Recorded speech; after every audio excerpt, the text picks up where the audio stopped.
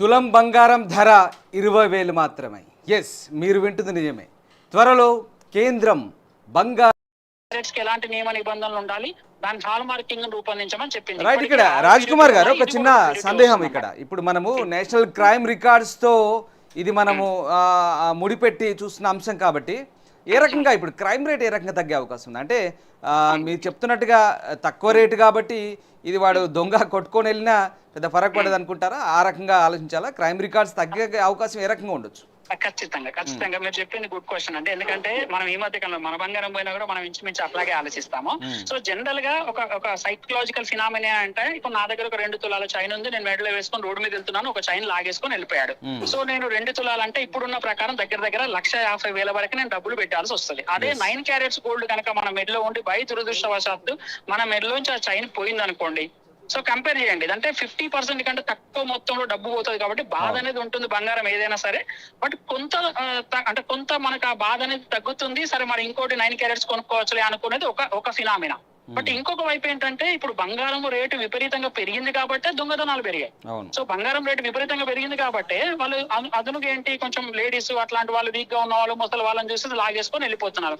అదే బంగారానికి పెద్ద వాల్యూ లేదు, బంగారం రేటు తగ్గింది అనుకున్నాం అనుకోండి, అప్పుడు ఏం చేస్తారు, ప్లాటినం వేసుకున్న వాళ్ళను లేకపోతే ఇంకో రకంగా దొంగతనాలు చేయడానికి ఆస్కారం ఉంటుంది. అంటే క్రైమ్ రేట్ పూర్తిగా తగ్గుతుందని నేను చెప్పట్లేదు, బట్ 32% నుంచి కనీసం ఒక 10%, అట్లీస్ట్ 5% తగ్గడానికి ఒక స్కోప్ ఉంటుంది. కొంత తగ్గుతుంది అనేది మాత్రం వాస్తవం. రైట్. రాజ్ కుమార్ గారు, మరి ఇప్పుడు ఇది అన్ని అనుకున్నట్లు జరిగితే ఇప్పటికే ఈ బంగారు నగల వ్యాపారులతో కేంద్రం సంప్రదింపులు జరుపుతున్నట్టుగా తెలుస్తుంది, ఎక్స్పర్ట్స్తో కూడా మాట్లాడుతున్నట్టుగా తెలుస్తుంది. సో ఎప్పట్లోగా ఇది ప్రవేశపెట్టే అవకాశం ఉంది?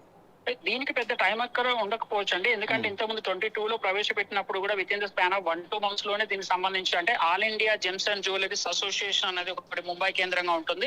సో వాళ్ళు ఆల్రెడీ ఇప్పటికే కేంద్రాన్ని రిక్వెస్ట్ పెట్టారు ఏంటంటే, సో ఇలాంటి ఒక 9 క్యారెట్ ప్యూరిటీ లో కూడా తీసుకొస్తే, అంటే బంగారం ఇక్కడ వాళ్ళ లాభం కూడా ఉంటుంది. ఎందుకంటే 9 క్యారెట్స్ తీసుకొస్తే కనుక 24 క్యారెట్ 74,000 80,000 పెట్టి కొనని వాళ్ళు ఏం చేస్తారు, ఆ 9 క్యారెట్స్ బంగారం కొనుక్కుంటారు. ఇప్పుడు నా దగ్గర 10-20,000 ఉంది, సో కాబట్టి నేను ఒక 9 క్యారెట్ బంగారం కొనుక్కుంటాను. అట్లా 2 లాభాలు ఉన్నాయి. ఒకటి వాళ్ళ మార్కెట్ స్ట్రాటజీ, మార్కెటింగ్ పరంగా పెరుగుతుంది, ఇంకోవైపు క్రైమ్ తగ్గుతుంది. కాబట్టి ఈ 2 వైజ్ వర్స అసోసియేషన్లు కలిపి కేంద్ర ఆర్థిక శాఖ మంత్రిత్వ శాఖకి ఒక నోట్ చేయడం జరిగింది. మేబీ 1-2 months లో దీనిపైన ఒక క్లియర్ విజన్ వచ్చేటువంటి అవకాశం ఉంది.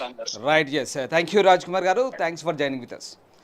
రైట్, ఇది బిజినెస్ ఎక్స్పర్ట్స్ చెప్తున్న అభిప్రాయాలు. మొత్తం మీద బంగారం ధర అంటే ఇక్కడ ఎలా తగ్గుతోంది అని మీకు ఆలోచించవచ్చు. ఎస్, సరిగ్గా వినండి. సాధారణ మహిళలు, బంగారం ప్రియులకు ఇది చాలా ముఖ్యమైన ఇంపార్టెంట్ వార్త, నోటుగానే మీరు గమనించాలి. ఎందుకంటే దొంగతనాలు బాగా పెరుగుతున్నాయి. 24 క్యారెట్స్ బంగారాన్ని మెడలో, అఫ్కోర్స్ మెడలో చిన్న చైన్ వేసుకుని పోతే మినిమం తులం ఉంటుంది ఎవరిదైనా. తులం 2 తులాల ఆడవాళ్ళకంటే బంగారం బాగా ఇష్టం కాబట్టి పెద్ద పెద్ద గొలుసులు వేసుకొని పోతారు. ఇది చూసి చాలామంది దొంగలు, చైన్ స్నాచర్స్ రెచ్చిపోతున్న పరిస్థితి. ముఖ్యంగా చైన్ స్నాచర్స్ ఈ మధ్యకాలంలో క్రైమ్ రేటు బాగా పెరిగిందని ఇందాక డీటెయిల్స్ చెప్పాను. 2021తో పోలిస్తే ఈ నేషనల్ క్రైమ్ రికార్డ్స్ బ్యూరో చెప్తున్న దాని ప్రకారం 2022లో ఈ గొలుసు దొంగతనాలు, చైన్ స్నాచింగ్ 32.5% పెరిగాయంటే ఎంత మేరకు?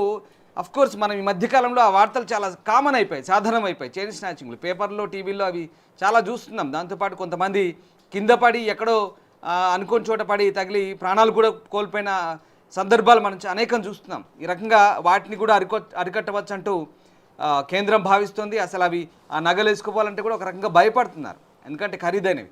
అండ్ మోరోవర్ 74-75,000 పైగానే ఉండే, తగ్గింది.